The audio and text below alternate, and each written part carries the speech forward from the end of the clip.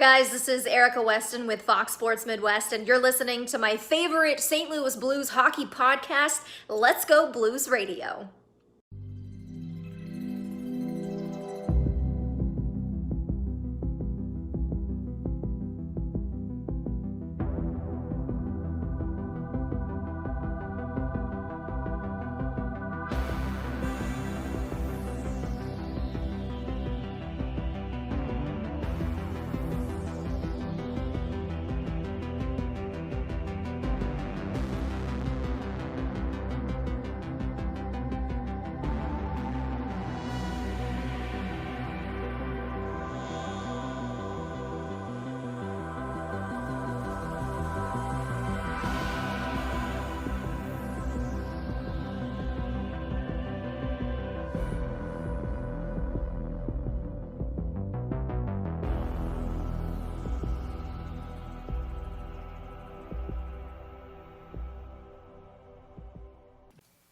Welcome to Season 8, Episode 42 of Let's Go Blues Radio, the often imitated, never duplicated, the original St. Louis Blues hockey podcast.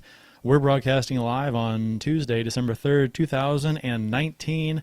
This is franchise episode number 228 all time. Your hosts tonight are yours truly, Kurt Price, Jeff Ponder, and Bill Day. And for your listening pleasure, we'll be with you for the next little while talking Stanley Cup champion St. Louis Blues hockey. To interact with us on social media, follow the show on Twitter at LGB Radio. My account is at Kurt Price. Bill's is at Billy Blue Note. And Jeff Ponder is at JPonder94.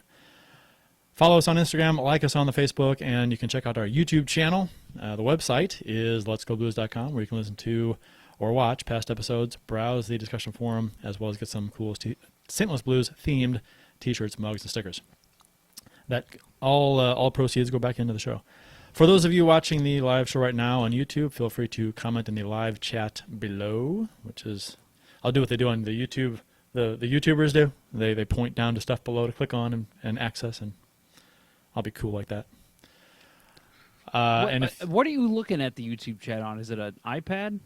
Me? Yeah, I have a laptop to my side. Okay, because for, I think, desktop, it's on the right.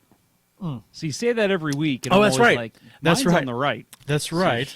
So I should. So Whoop! it's like I go this way. that. That Yeah, way. that Over way, there. That way. No, that way. Yep. For Whatever. desktop. Wait, You're backwards. I'm There backwards. you go. Is this right. way? Yes. Let's Good see, God. Left is You think right. with all that time we spend before the show, We know what the hell we're doing. we get that part worked out too. If you enjoy the show, we ask that if you wouldn't mind leaving us a nice and friendly review on iTunes. We'd appreciate it greatly. How are you guys? How was Thanksgiving? Good? Yeah? Not so Turkey stuffing. Turkey stuffing? Oh, good. Food, good. Meat, good. bad. Pretty much. Yeah, it was great. Man, I did a lot of traveling between families. I'm crazy. I always do that turkey trot in the morning. Mm-hmm. And every year I say I'm not doing this next year, and I still make myself do it every year just because I eat 2 Thanksgiving meals.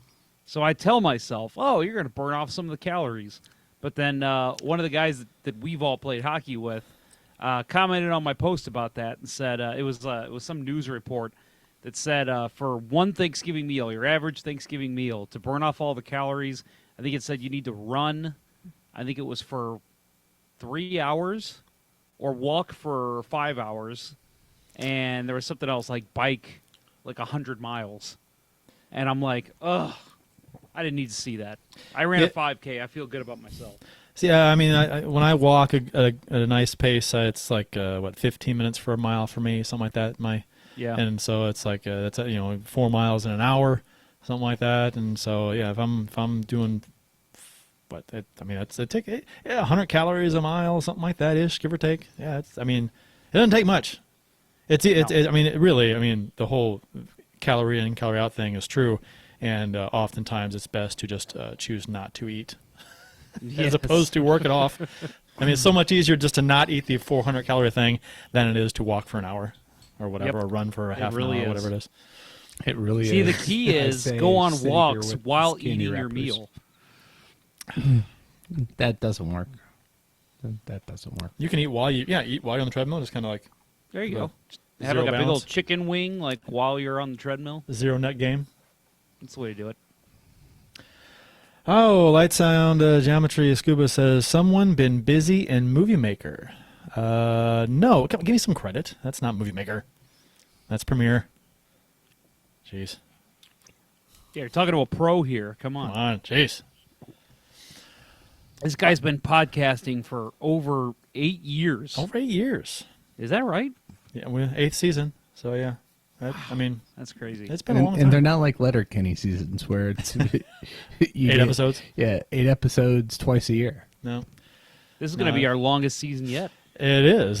Thanks to your summer series, they're boosting the numbers. Yep. That's We the were- only reason I did it. We were up near 30 there when the season started, or over 30. Yep. You take half the season off now. We got, all right. We take a break for a month. Take the holidays Just off. like the Blues did at the start of the year last year. Yeah, they took it out until January. Or like how the Sabres are now. Well, yeah, they did that last year too, though. Yep. Well, I mean, the Blackhawks aren't even a real team right now. 17 skaters. I'd have played for free. Yeah. I think the way they played last night, I'm pretty sure we could have given them a run for their money. They were not Jesus. good. No, they were not. We have We'll get to that. we have a lot of stuff to talk about tonight. There's let me go on the list here. We got today in Blues history. We got NHL coaches that we're going to talk about that are the fits hitting the shan with a bunch of those guys. The games of the Blues won 4 in a row. We'll talk about some of that. Clem Costin has an update. We got a lot to talk about. But first, I wanted to mention there was something that went down. I want to take a minute to clarify something I said on Twitter a couple days ago that kind of snowballed into something it shouldn't have. Blues forward Nathan Walker was called up for his first game as a Blue the other night, and Walker is from Australia. For those who didn't know, I don't know who you have to be living under a rock to not know that by now, because people are just they don't stop talking about that fact. But anyway, I guess it's because you don't really hear a lot of Australian accents in the NHL. Anyway. During the TV broadcast on Fox Sports Midwest, it was either in his first or second game, Pang and Kelly joked that Walker only eats at Outback Steakhouse. I put on Twitter that to gain feedback from folks to see if that was in poor taste or not. I felt it was. I mean, it's not racist, but it's nationalist, and it was weird to hear it on TV, in today's environment. So anyway. The thread went sideways. I mean, a Twitter thread going sideways is kind of like, No. what? No, what? Never. Most agreed, some disagreed, and some called me names because, of course, it's Twitter. And in that thread, I ended up agreeing with somebody who called the on-air comment lazy. Someone at Fox Sports Midwest asked around, got my number, and they texted me about it, and people weren't happy that that was implied that it was lazy, but which and that's not what I said, and what I implied. I can see how it appeared that way. I was commenting on the fact I thought the comment itself was maybe a little lazy. I would never imply that the broadcast team is lazy. That's the exact opposite. I think we have one of the better tandems in the NHL on Fox Sports Midwest. I would never refer them as being lazy at all. So I apologize for that, and after thinking about it and seeing how the thread was going, I decided to take all the comments down because I didn't like the vibe it was giving off. The tone of the thread isn't what I intended it to be, so I took it all down. At least my comments anyway. So I just want to make it clear that I respect the hell out of the broadcast team. They did a fantastic job, one of the better tandems in the NHL, like I said. And my comment was solely directed at that one comment and not at their overall body of work, which I think is great. So, and I think I attributed a Foster's Lager comment after the game to Pang, and that he did not say that. So I retract that. I apologize for that. So that it was not. I watched the game again. I'm like, surely he did, and I'm like, I'll be damned, he didn't. So who said it? It must have been a reporter or something when they were interviewing him. So I had that wrong. So in short, I was just looking to have a conversation. I wasn't looking to ruffle any feathers or upset anyone, and that's how it ended up. So, But you did That's it on been Twitter. I did it Yeah. on Twitter, and For all to see. it's not my intent, and I'm not never calling anybody lazy. And I mean, it's not what I meant. So, my apologies to anyone that took offense. So. Let's just point this out that I think every week we're going to have to start having this segment at the start of the show. Kurt apologizes to Twitter folks. I mean, the bunch of snowflakes. No, I'm kidding, joking. I think that, and I'll echo you. I thought your original comment on it, I agreed with you 100%. But it's just a matter of conversations continuing and things falling down a rabbit hole, and people saying things and misconstruing things, and I don't know if any of the broadcast team was tagged in that post at all, but they're seeing it probably hours later, and it's gonna not look as good as in the moment. So in terms of your original comment, I was with you. I didn't read anything else, but from what it sounds like, it was just kind of turned into a shit show like Twitter does. And so I'm with you, but sorry you had to go through that, Kurt. But you want me to fight anyone for you? Just let me know. I mean, like I said, I stand by what I said initially. But as far as like discussion purposes, I was just putting it out there just to discuss it, and I thought, this is the way it came off to me. I mean, did anybody else see it that way? A lot of people did, to be honest. And I think Kerber and Vitali even brought it up on KMOX, so it got their attention. So I think it really kind of got a lot bigger than it should have been, and kind of got blown out of proportion in certain areas where it's not what I meant or implied. So I think this is a new commenter, so welcome to the live shows. If you're commenting for the first time, Patty Bast adds Kerber and Vitali talked about it last night too, as Kurt just said. None of us were able to listen to that. We didn't hear it today. So if you have any commentary that was said on there that we're unaware about, we'd like to know what they talked about. Tom Davis says, seriously, it was a joke. Army sent down Costin, and this is what we're talking about. I'm getting out of the way. And we're done with it. So, I just wanted to say my piece, because I think when you say something and it's construed a certain way and that's not what you meant, I mean, I want to clear the air. I've had to come on here and apologize for something I said to a fellow podcaster last year. So no harm, no foul. I think we all need to just have thick spines and realize that sometimes things are said that shouldn't be taken so seriously. Yeah, well, so not all jokes are funny. That's a good point. that is a nice way to tie a bow around that. Yeah, let's just move on. Mm-hmm. And we're end scene. We are official beers of episode number 228. Before we talk about Costin, which we'll get to that. Bill, what do you got? Let's make it quick. Come on, we're in a hurry to get to Costin. Yeah. Mine's half gone. 3 Floyd's, Chicago area. They're Northwest Indiana. Turn it around. Let's see that label. There we go. All I care about is Kurt. Yeah, At least someone does. Yeah, pretty cool logo. It's a Christmas Porter by 3 Floyds. It's good for a dark beer. Pretty hoppy. And Hoppy. But it's tasty. Better than the Robert the Bruce Scotch Ale by them that I had. I was saying on the YouTube, on the video for those on YouTube, you really can't make out Bill's shirt too well. It's like my arcade cabinet in the back is like the same color on screen as his sweater, and he's just like floating it's head. all very black. Yeah. Yep. Well, we need to borrow somebody's green screen. I was just gonna say green screen 101. That'll be our next Patreon that we'll Jeff. do. What's yours? What do you got? So tonight I've got the Mary Berry Ale from Schlafly. Let's see, camera 3. Here we go. This is their Christmassy beer. I think it came out last year or 2 years ago. I replaced the Christmas Ale last year. Yeah, the Christmas Ale was great. I loved it. But I was like you. I remember we had this conversation last year, Bill. I didn't want to try it because I was pissed they didn't bring back the other Christmas Ale. But then I tried it, and it's just got a very good berry flavor. It's not overpowering. It's not, like a cider that you can only have one of. I could have multiple ones of these. I think it's great. So if you guys haven't had it yet, I recommend it. Mary Berry Ale from Schlafly. I went to a school with a Mary Berry. I remember we had that exact conversation last year. I was gonna say I've said that before. You've had this beer before, and I did go to school with a Mary Berry. That's terrible. Her parents should be shot. I also went to school with a Jekyll and Hyde, which I brought up on this show before too. That is ridiculous. She ran with it. It was fine. Mine is the Shiner Holiday Cheer.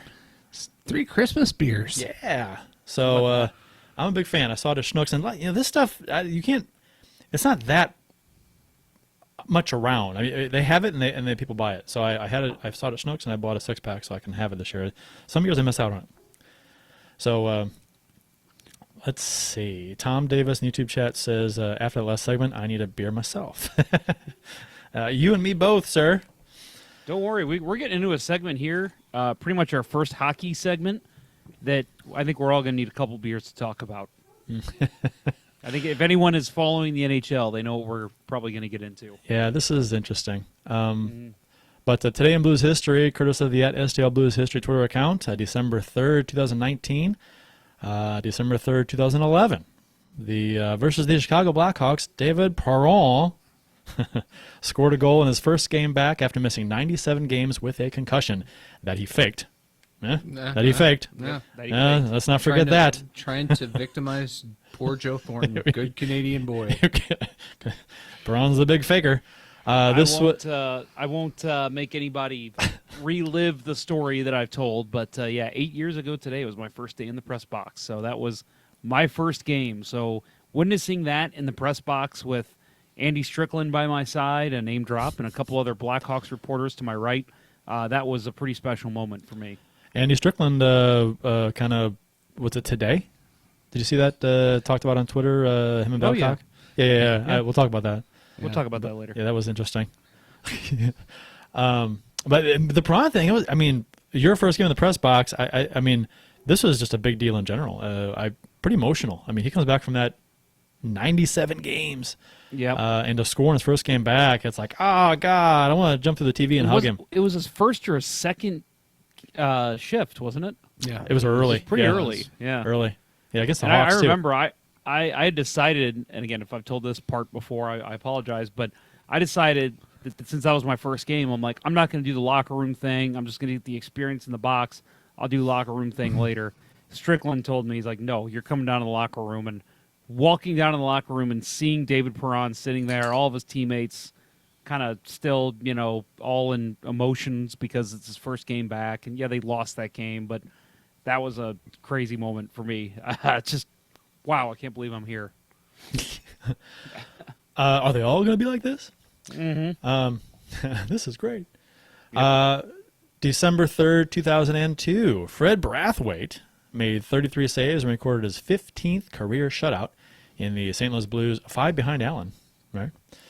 In the St. Louis Blues 4-0 win versus the Boston Bruins. This was the first Blues shutout in Boston in 32-plus years. November 5th, 1970 was the And of course it was previous Fred one. Brathwaite. Yeah, I mean, Mr. I don't know what to call him. Fab Five ready. That's right. Yeah. So November 5th, 1970, who was in goal? Ernie Wakely. That's a good guess. I don't know. I'm going to look it up. Yeah, someone look it up. I would've Why is guessed the carpet same all wet, thing, Todd? actually. I don't know, Margot. Mr. Blues hat. December 3rd, 1974, the year I was born. I was less than 3 months old. Just over 2 months, 2.5 maybe. In the St. Louis Blues 5-1 win versus the California Seals, Bob Gassoff scored his first NHL goal and had his first career multi-point game, and Bob Hess had his first 2-goal game. The Twitter account, the @STL Blues History Twitter account, posted an image of the box score and also the program for the game, the lineup, the roster, and a ticket stub. And on the program, there's a Falstaff beer advertisement, and the ticket is like $6.75 for a low seat, section 305, and the old Channel 11 logo with, what is that, a tree? I guess it's a tree. Yeah.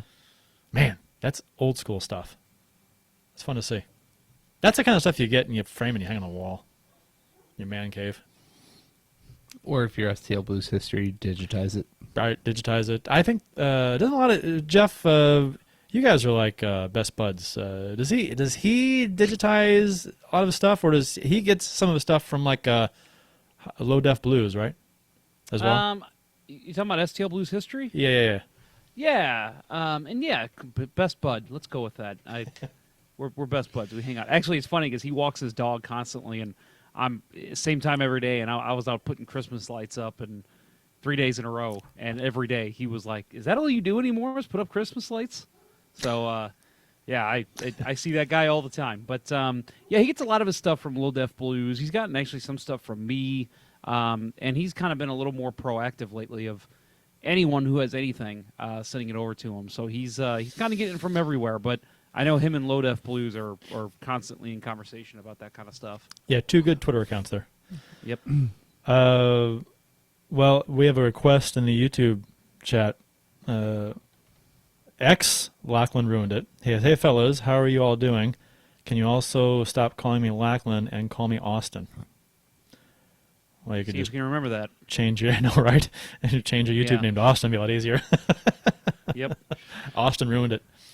We're all old guys. We don't really have the ability to remember things. Yeah, I mean, there's a lot going on in this show. He also said, "This is amazing. Jeff's not delayed today." Yeah, we figured that out last week, so we're good to go. Hopefully, from here on out. Ooh, Bolts win, Bill, overtime. Oh, Bill. What? What about You me? may have been right. I think Ernie Wakely was the man that was in goal. Man. Wow.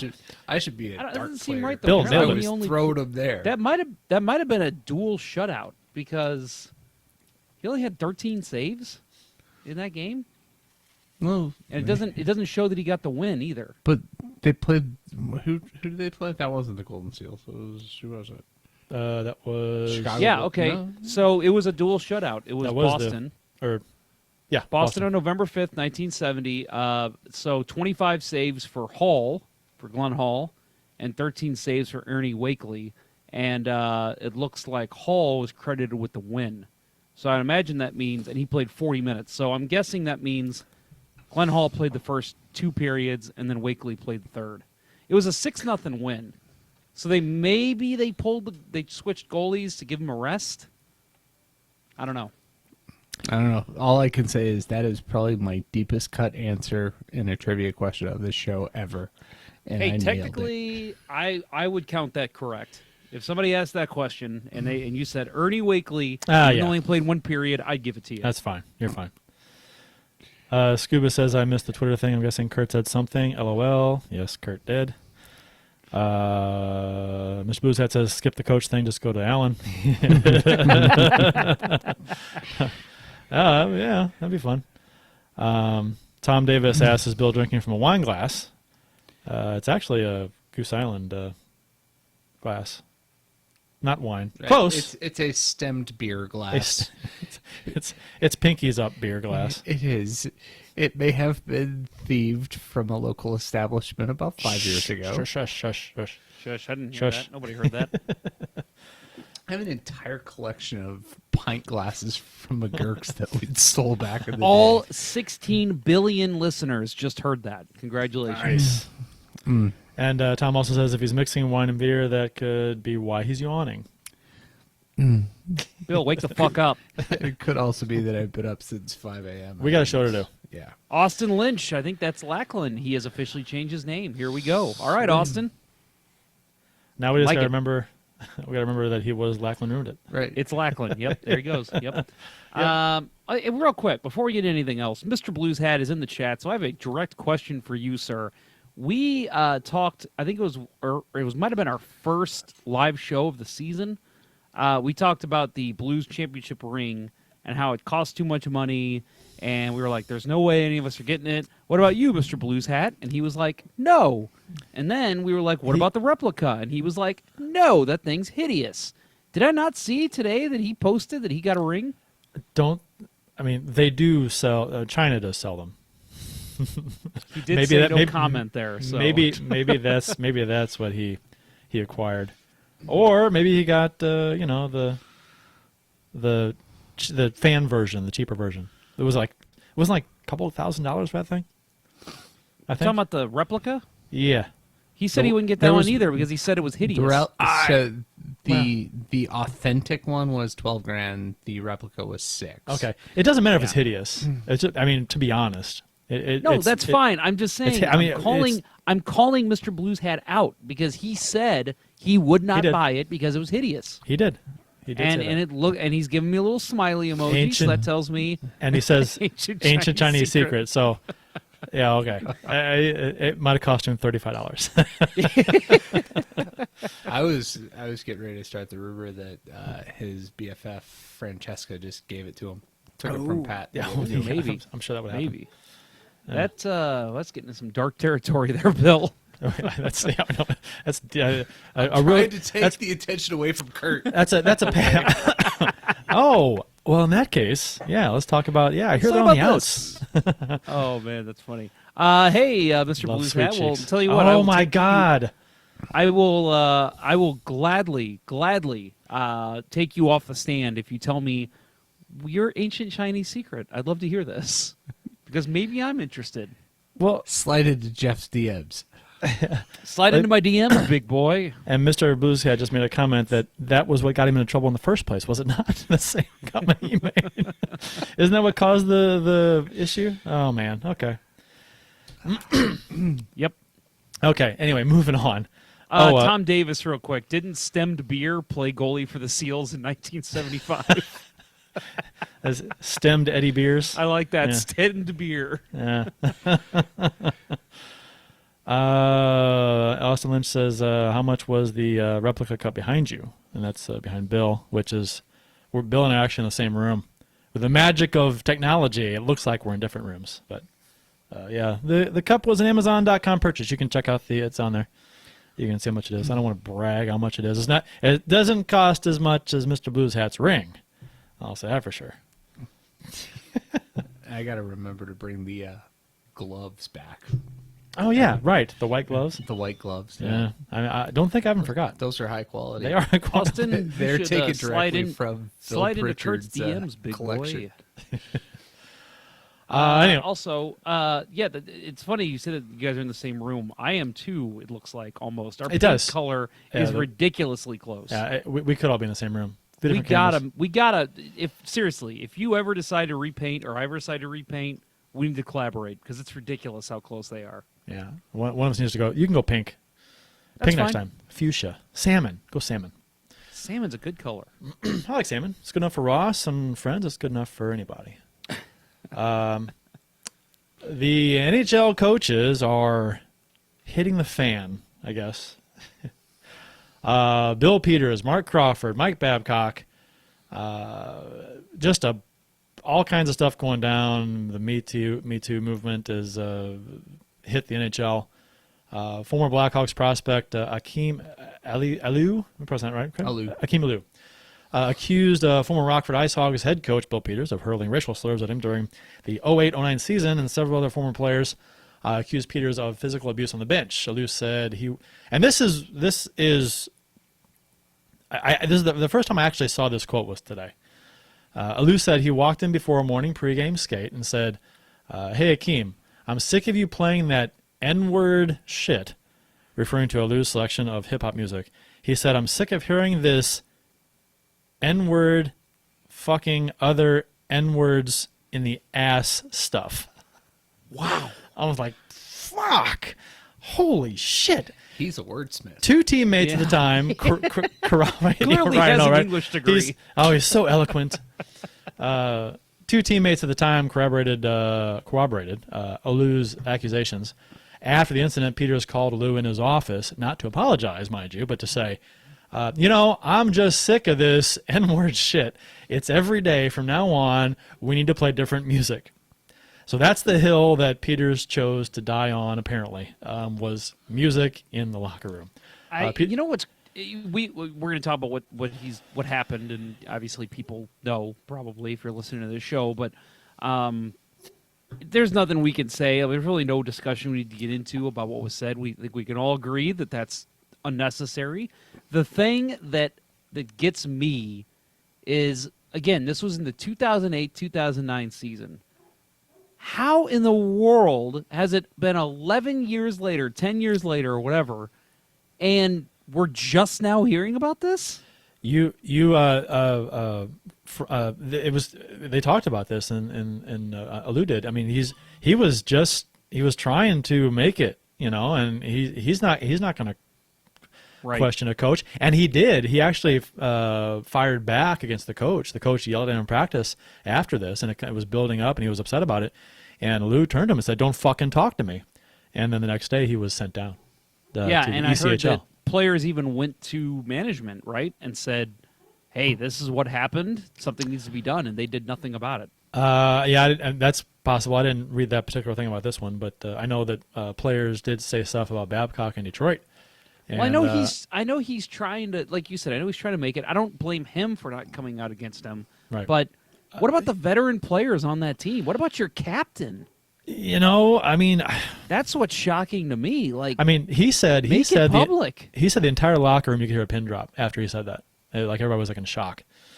I don't know. I mean, I wasn't there, and to be honest, your coach basically has you by the balls in the minors. You can't. What are you gonna do? If you're a rookie in the NHL, or if you're in the minors trying to make your way up, you don't want to piss anybody off. And he controls your ice time. He controls situational play. He controls your success. And I don't know. I get why he didn't say anything. It's traumatized a lot of players. Stuff like this. I get it. I get why he didn't. But I'm just surprised that. And I'm not even saying right away, but I'm saying like a player retires. The captain or one of the veteran guys from that team retires, and Bill Peters is working his way to the NHL. How is something not said then? I know. When asked why he waited nearly 10 years to step forward, Lou pointed to former San Francisco quarterback Colin Kaepernick as a reason to stay quiet because he got blackballed, or allegedly got blackballed. We don't need to be stirring up anything here, but he was blackballed possibly before, but it's not the case anymore. Right? Well, yeah, but now it's a talent issue. I'm just saying that's what he said, and so he felt he was blackballed. So that's a reason why. Better than being blue-balled. Now, granted, this happened before the Kaepernick thing, but he said, just look at the Kaepernick thing, and if he was blackballed, that's why I didn't do it, because I was afraid of being blackballed. And the Alou story triggered tweets from former Carolina Hurricanes defenseman Michael Jordan alleging abusive behavior by Peters when he was coach of the Hurricanes, which Rod Brindamore corroborated. Said, yep, that happened. So... And Peters, he ultimately resigned his position as head coach of the Calgary Flames amid investigations and after admitting the racial slurs. So, And I was surprised. I think that the thing that surprised me most about the whole thing is how long it took from the word of this getting out to him departing. What was the time frame? It was several days. Yeah. It's one of those things, and good on people for not rushing to judgment. The people in the right positions. Agreed. That's true. As long you don't as want to see there's- knee-jerk stuff. Right. as No, long as I there's due love that. process given. Yeah. Good, but Because in this country lately, it's been you're guilty until proven innocent, and this was seeing in another country. okay in Canada, yes, but That's true. pro In other sports- countries, it's okay. in pro In- sports, in Soviet I think Russia. we see it that you are, and again, most of these guys when this kind of stuff comes out, there's I don't want to say most, but a lot of times it's factual. I hate to say it. I know that we have our opinions about Patrick Kane, but when that came out, people were gunning for him and saying take him out of the league. Obviously, he's a rapist. He's a womanizer, and then all of a sudden Well- it comes out all clear, everything's Yeah. fine. So I think I know that there's some questions about, but in all honesty, the legal process did its job, and Patrick Kane kept his job in the NHL, and rightfully so, because nothing was proven to actually be incorrect in his in the allegations that came against him. And I think it's the same thing here with Bill Peters, that They did their due process. They made sure everything. Let's investigate ourselves. Let's see. Let's talk to the right people, and they did the right thing. It wasn't a knee jerk. We're just going to fire this guy right now and get away from it. Kurt, go ahead. I have a question for you guys, but Kurt, go ahead. Well, I was just going to say that I think it stems from the movement to take everything very seriously, take all accusations seriously, because of how in the past everything allegedly was not believed, not supported. People were afraid to come forward because of this, that, and the other reason. So I think when people do come forward now, they don't want people to shy away from coming forward when something goes wrong and they have a problem. They want people to come forward with what they're dealing with if it's a problem. And I think that's why people were so quick to villainize Kane, was because they believe these accusations. And so there's a fine line there where you want to investigate fully without what's the word, the person who's doing the accusations, without not believing them and causing them to the accuser blaming. Yeah, victim blame. Yeah, I guess. I mean, but because you really do. I mean, because apparently, but before the last few years, especially, that so much stuff happened that women especially, they couldn't come forward, and they were afraid to. And so I think that the movement is to push the door the opposite direction, to get more people to come forward for things that need to come forward, like the Weisenstein thing and stuff. So I mean all the kinds of stuff like that. So, but anyway, I agree. It's good that the due process went through, and that apparently I felt. I mean, at the time I was in that boat. I was like, oh, Kane, what a piece of shit. But that was jump the gun. Yeah. Well, us in this neck of the woods are probably more apt to believe it. Yeah, it because feeds to our biases. And I think too that Kane was known as a partier. Mm-hmm. There was tons of pictures of him like just completely wasted at parties and stuff, and so it was an easy thing to believe that happened. I mean, and we wanted to believe it. I think a lot of people did. That's true. I do. I think a lot lot of people did because they didn't like Kane, so they wanted to believe that so he get in trouble for something like that. Yep. Unfortunately, Mark Crawford. Several former players allege that Mark Crawford physically abused them during his stints as an NHL coach. Sean Avery most recently said that Crawford kicked him so hard during a game that left a bruise on his backside, but he did defend the coach on Twitter, saying that he was a demanding coach who would actually fight for his players. Patrick O'Sullivan said that Crawford kicked him during games, according to the Chicago Tribune. Former Blackhawks defenseman Brent Sopel said that Crawford kicked and choked him during his stint with the Vancouver Canucks. That's crazy. And plus, he doesn't wash his hands after he pees. So there's that. That's a factual comment. It is a factual comment. It is. At least he didn't when it was witnessed by a source of ours, and which was on entry draft day in 1996. So of all days not to wash your hands, a day when you're shaking hands with a bunch of drafted players. So and Dan Heinold was one of those players. So look out for Dan Heinold. Dan Heinold could have had some pee on his hands there on draft day. I don't know. Real quick, before we get into Mark Crawford, I wanted to ask you guys one question about Bill Peters, and then we'll end that.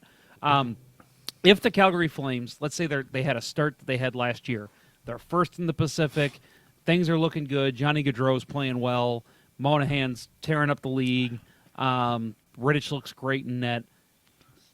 Obviously, I think they still fire him, but how much harder would that be of a sell to Flames fans? Would it have been if the Flames are in first place when they make that firing? Yeah, they have to.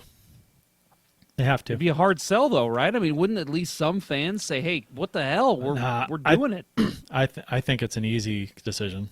Well, but don't forget he resigned. Yeah, He was well, not fired. That's true. Yeah, but that's true. Forced to resign is my guess. Yeah, well, that's interesting because if he was fired, he'd still probably be on his contract. So, I mean, if he resigns, he forfeits his contract. I'm guessing. unless there's some kind of a goofy clause in his contract where it doesn't matter if you're fired for just cause for this reason, then you wouldn't get your contract. So Mike Babcock, most notable, I guess, of all the coaches that have been in the news, Johan Franzen, most notably, said he told the Swedish media that Mike Babcock is the worst person he has ever met. Great coach, but he's a terrible person. The worst I've ever met. He's a bully who was attacking people. It could be a cleaner at the arena in Detroit or anybody. He would lay into people without any reason. Mr. Blues Hat in the YouTube chat says that he kind of he's really generalizing. The all clear means equals paid off as far as Kane, which, okay. Racial comments is bad, okay. Physical abuse, bad, okay. Verbal abuse, gray area. Well, I mean, with the stuff with Franzen, Right. I mean, good God, I would say this is bad too. Chris Chelios is defending Franzen. Chris Chelios is defending Franzen, and here's the thing: Mike Babcock has a psychology degree. Mm-hmm. So he uses that. I made a comment on Twitter that it should be a requirement for all coaches to have a psych degree, so they would understand that yelling in a player's face might not be the best way to motivate every single player. Understand the player you're talking to. But apparently he has a psych degree, and so he used his powers for evil. Which is scary, because if you have a psych degree, then Franzen had depression, and he was dealing with concussion syndrome, and he was a mess, and Babcock knew that. He diagnosed him, and he tore him up to do his bidding. Chelios said drove him to a nervous breakdown on the bench. Nervous breakdown on the bench during the playoffs, was it? Game 5? The Chelios said the incident happened in Game 5 of the Wings 2012 playoffs against Nashville. Chelios said some of the things Babcock said to him, Franzen, on the bench, I didn't know what he said to him behind closed doors one-on-one, but he blatantly verbally assaulted him during the game on the bench. Chelios said it got to the point where poor Johan, no one really knowing he was suffering from the concussion thing and the depression thing, just broke down, had a nervous breakdown. Not only on the bench, but after the game in one of the rooms in Nashville. It was probably one of the worst things I've ever seen. That's what he said. Chelios, one of the worst things he's ever seen was Babcock berating Franzen, who was vulnerable. And to force a guy to have a nervous breakdown, and I bet my Babcock. For everything you hear and you read, assuming it's all true, which it's being backed up by players, that he's a piece of shit. Yeah. He's a complete piece of shit. I think we all have the tendency to forget often that these players, they're not robots, they're people. And you can see it here that with Babcock, yes, it's a power trip. Yes, it's, terrible. But, I think they forget they're people too. These aren't just guys who were there for, 5 hours at the rink and then you just forget about them and then they show back up. They have lives. They have problems, and it's obvious that Babcock just didn't give a shit about him. Chelios said that, and this was brought into question later, but on Spit and Chickless, this is where Chelios said this stuff. He said that Ken Holland, the owner of the Red Wings, came down to the locker room and backed Babcock after that incident and said if anybody had a problem with that, to come up to his office so he could trade him.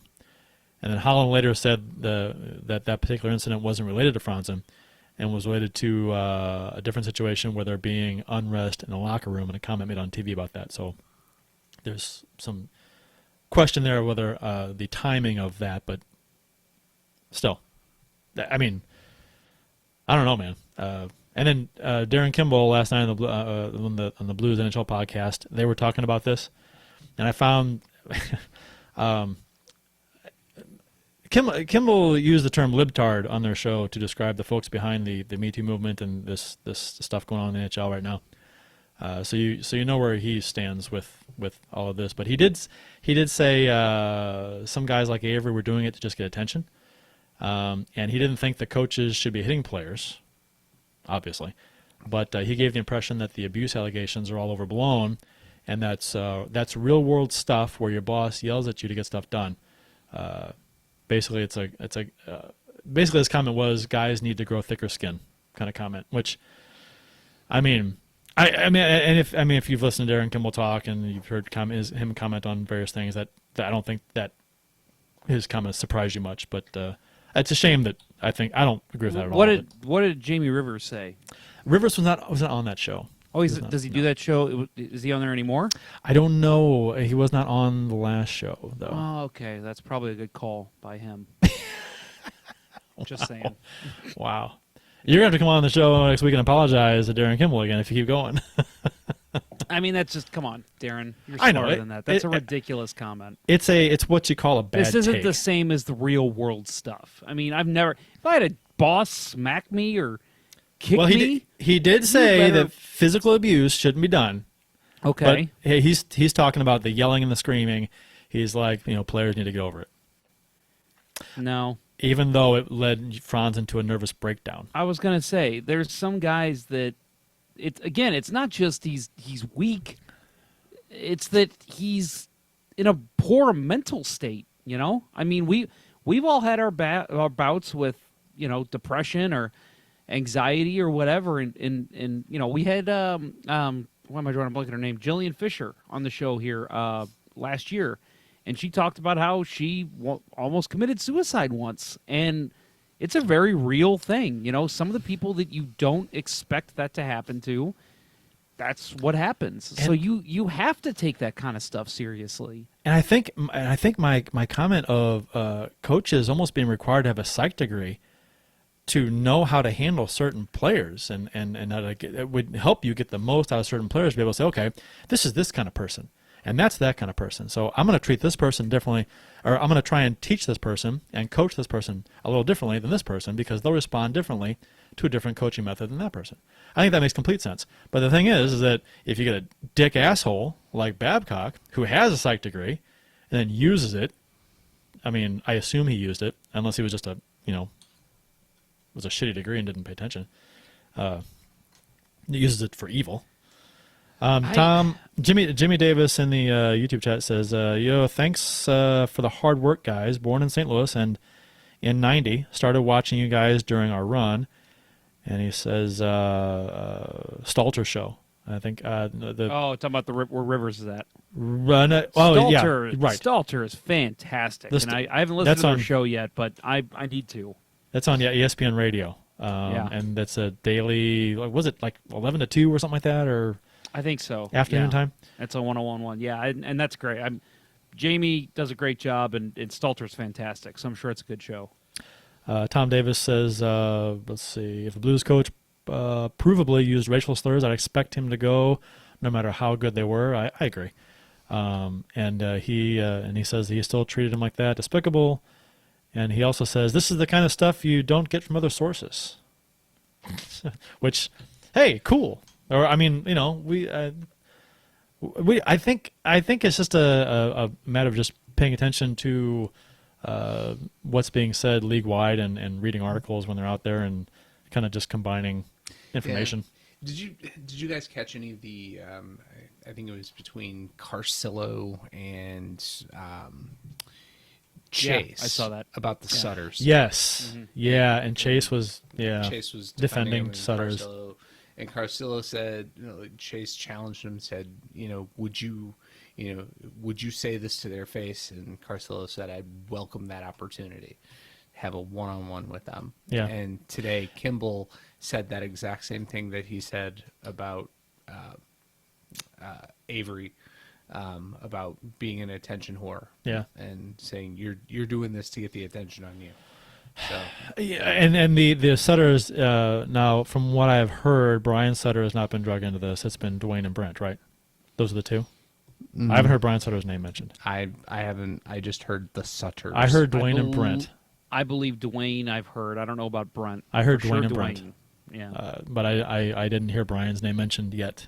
So, I mean, being a Blues fan, and hopefully Brian's not involved with that kind of thing, but I mean, knowing the intensity of the Sutter family, it would not surprise me if something came out with Brian.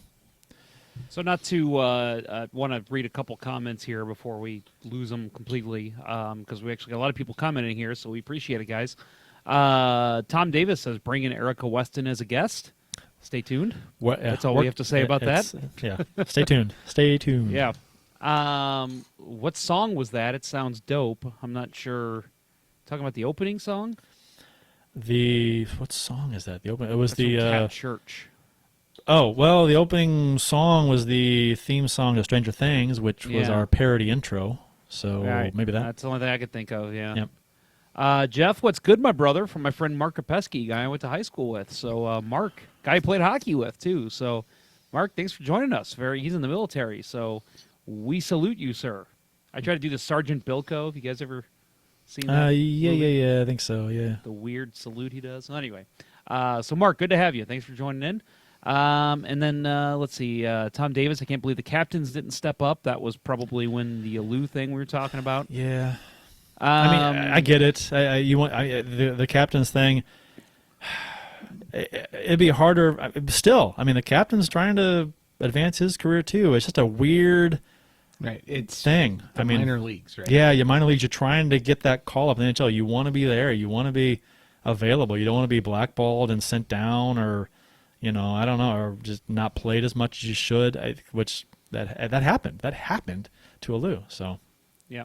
And I'll add, and this is where I wanted to go with my comments on this. And there's a lot of talk here. I know Tom and Jimmy, both in our YouTube chat here, are kind of having a conversation back and forth on leadership and yelling. And I'll say I had an editor when I worked in Dallas. I don't want to say his name because he would love that way too much, and he doesn't deserve it. But Jeff was his name. He was the biggest asshole to me. He treated me terribly. And to be honest, though, I stepped away from that and I said, you know what? I learned more from him than anybody. And I say he treated me terribly. Yeah, he yelled at me. Yeah, he, said, hey, this is garbage. You're going to have to rewrite this. But it really hurt. But he did it in a way that where it really wasn't even borderline abusive. Sometimes he drug down my confidence. But, man, there were so many times that he would say something that would just make me furious. But then I'd step away and say, well, I'm not going to make that mistake again. Like, I don't want to be yelled at like that again. So it's just there's a way to do it constructively. And and there's, we hear about how Mike Babcock, one of the things he did with, the Mitch Marner thing, for those that didn't hear, he made Marner list hardest working to least hardworking on the Maple Leafs roster when he was a rookie. And then he called it out and said, well, Mitch thinks this. And a completely terrible moment for Mitch Marner, I'm sure. But there is something to making everyone hate you to work together. And I think that can work. But again, it has to be done correctly. You can't just be an asshole to be an asshole. You can't show your power all the time and then just pull crazy shit like Babcock did. You're not only going to be hated, you're going to be fired. Mr. Blues Hat, to kind of piggyback on what you were talking about, Jeff, he said he had a coach in junior high basketball, was a real semi-abusive yeller to make a point. I guess he doesn't mean baseball because you don't see baseball coaches like yelling, screaming. You see it a lot from basketball coaches for some reason. Well, he says b-ball. I would think b-ball means basketball. Basketball, yeah. Made me better. Team went undefeated. Best coach I ever had. End of the day, though, you knew he cared about you being your best, which is kind of like reminds me of what people said about Bobby Knight in Indiana, how he was just a chronic yeller, screamer, would just like lose his shit on players, throwing chairs during games. He grabbed a player by the neck, which was inevitably his downfall in Indiana, choking a player, which. I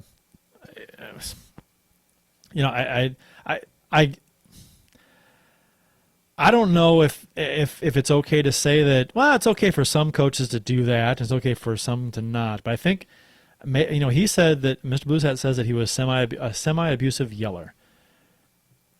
I have to imagine, I have to guess that he was not at the same level as like what Babcock did to Franzen when Chelios described it as the worst thing he's ever seen in his life. You know what I mean? Yeah. I think that there's. I'm not trying to discredit what he's saying. I think that someone yelling and screaming to make a point is different than causing a player to have a mental breakdown on the bench. Because Chelios said he didn't know what he said to Franz and he was talking in his ear on the bench, but he had to have said some pretty degrading stuff to him. You have to imagine. I'm just guessing, but to cause that kind of thing. And plus, I mean, Franz was dealing with depression, so that didn't help anything either. But I don't know. That's tough, because I mean, coaches yell, but how much is too much? Well, and somebody in this chat, Jimmy Anderson, mentions Herb Brooks, and I think there is something to what we've heard a lot of people say in this whole situation, that's a different era, it's a different time, because in NHL, I mean, those guys, it's a short-term thing in the Olympics, which is why Herb Brooks didn't really work out as an NHL coach. Short-term like that, you could make that kind of system work. But, yeah, I think part of it is that, I mean, he got in players' faces and he yelled at him and he screamed at him. But, again, he did it in a way, unless we're told otherwise, but the way that we're led to believe is he did it, and players would walk away from that conversation saying, well, I got to prove that asshole wrong.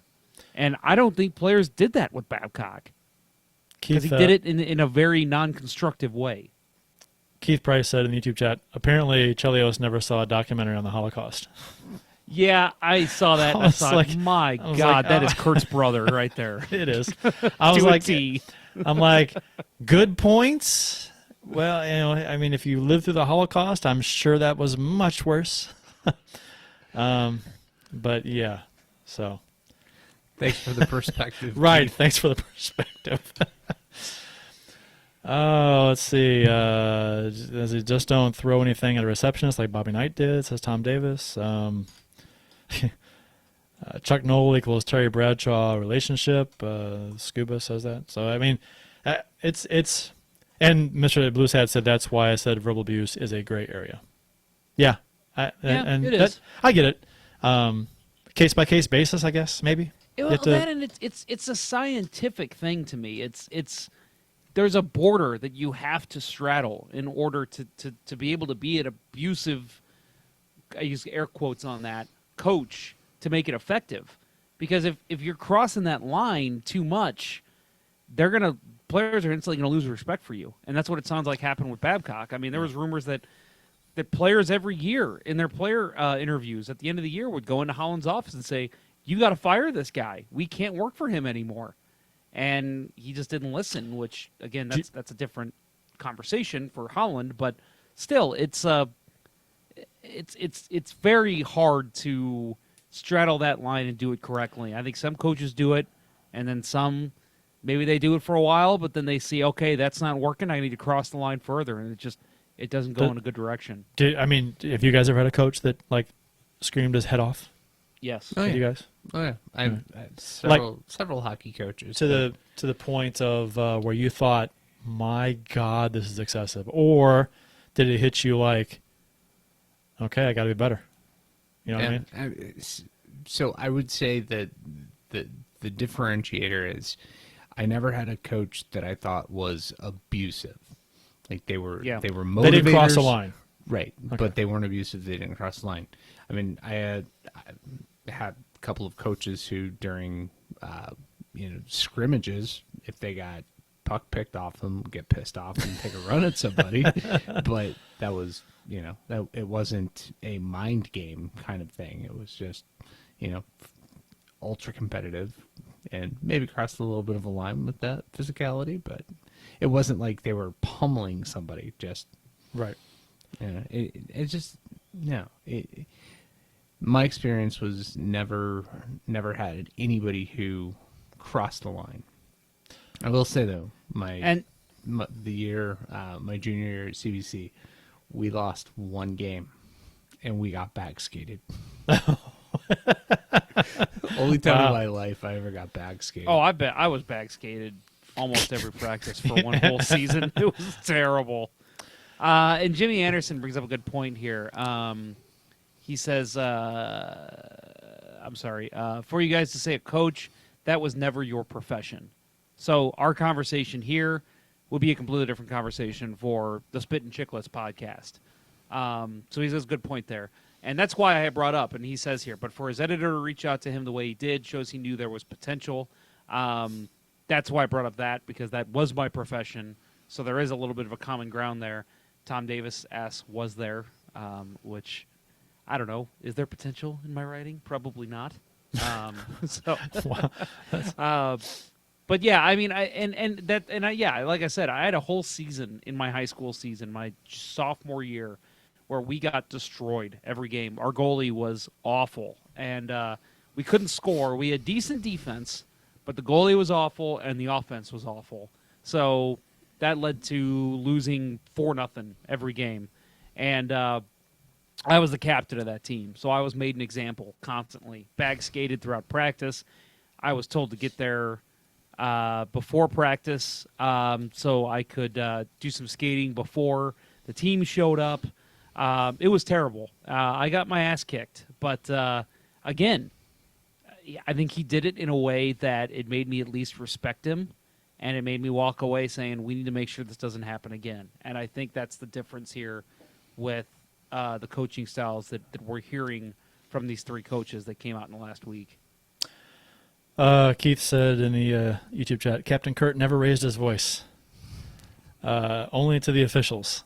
Yeah, I could imagine. That was, I would yell at the officials quite a bit. And the other team.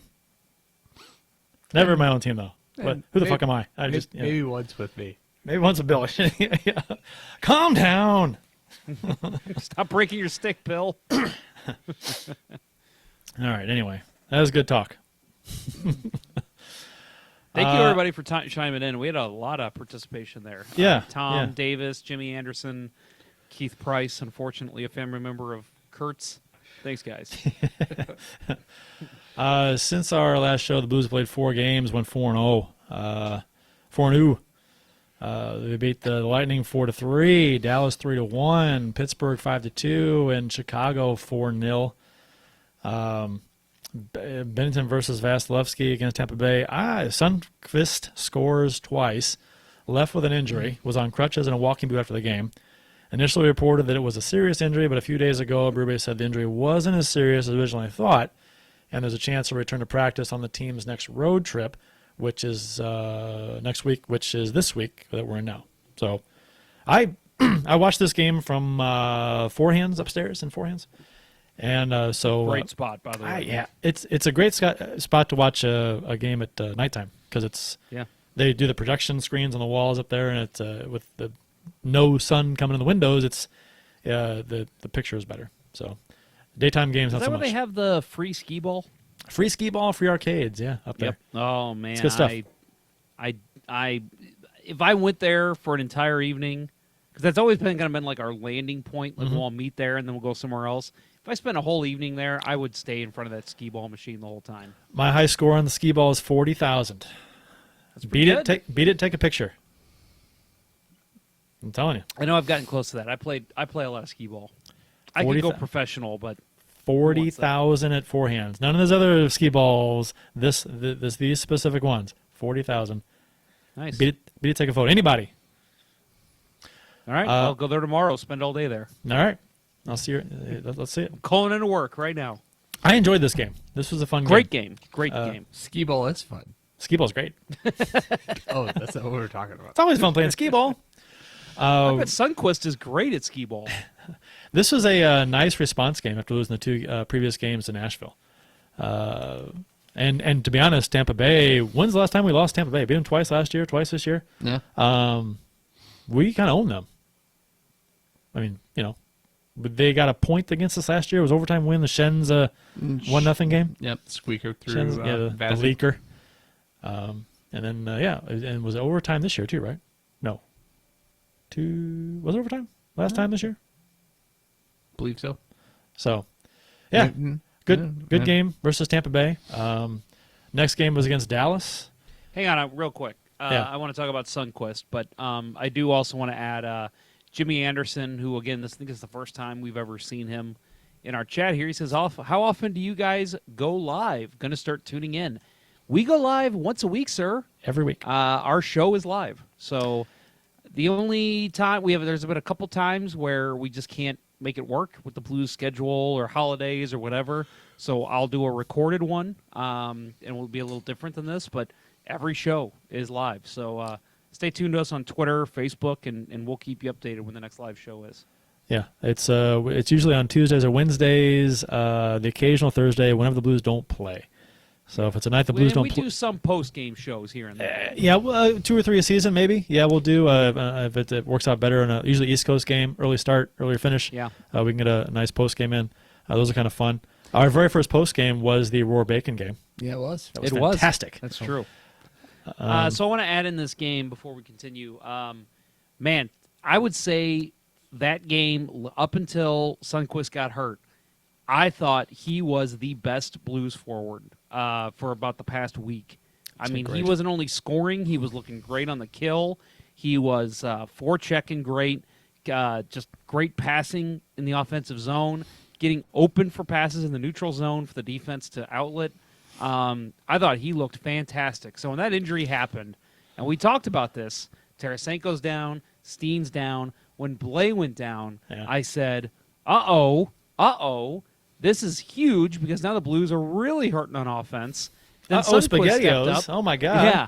Then Sundqvist steps up, and then he gets hurt. I know, and right? it's looking like it's going to be long-term. And I'm like, you got to be kidding me. I know. But They're this losing team all just their kept best rolling. players. Well, not their best players, but I mean substantially. Players that are contributing substantially. Guys that are really playing kind of above their pay grade. Keith Price says, for the record, my newborn baby was crying, but then heard the broadcast and then stopped. Our voices soothe babies. I think that's going to be our new tagline for the show. So yeah, it's gonna that's gonna be on the graphic that gets posted on Instagram tomorrow, isn't it, Jeff? Our voices soothe babies. I am writing it down right now. Good call. Hey, that's what I do. Next game against Dallas, Allen versus Bishop. Allen, I love playing Dallas. I love playing Dallas so much. Preco scored his second of the season late in the first period. No scoring in the second. Hintz got his 11th late in the third, thinking, shit. No, overtime because 1-1, 3:11 remaining. Before they could even finish announcing the goal, O'Reilly scores his 6th of the season on a sweet backdoor pass from Barbashev 18 seconds after Hintz's goal. Which, I mean, I've said this before, I love it when the Blues score and they're still announcing the goal that was scored against you. It's like, it just shuts the crowd up. It's fantastic. Love it. That happened again later this week, right? I might have. Did it happen in the Pittsburgh game? I don't know. I can't remember. Maybe I'm just remembering this incorrectly. But no, I love that. Hintz scores, and then all of a sudden, it's the Blues answer back. And this is something we talked about. I mean, again, we've been on the air since 2011, folks. Something we used to bitch about all the time was it seemed like when the Blues would give up a goal, even as a year ago right now, from a year right now, they'd give up a goal and then give up another one and then another one. And it was just they would always give up goals in bunches because their confidence would get down. This time you see them bounce right back and score another big goal. I mean, unreal. That this is what you want out of your hockey team. And again, with the injuries too, this team's able to bounce right back after a goal and just come at them hard, and that's exactly what they did here, and it really helped preserve that victory.